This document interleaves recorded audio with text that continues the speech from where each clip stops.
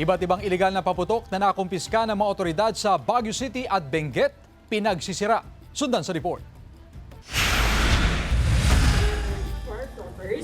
Pinagsisira ng Baguio Police katuwang ang lokal na pamahalaan ang mga nakumpiskang iligal na paputok at pyrotechnic devices kahapon.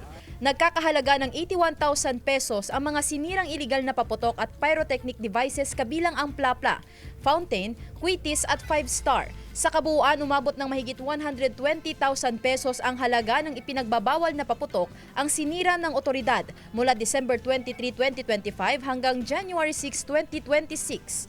Bumaba rin ang bilang ng naitalang firecracker-related injuries sa syudad ngayong taon.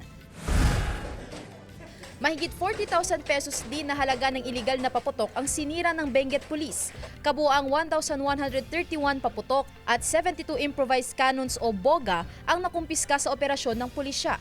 Generally peaceful ang naging assessment ng PNP sa nagdaang holiday season kung saan may pagbabarin sa mga firecracker-related injuries.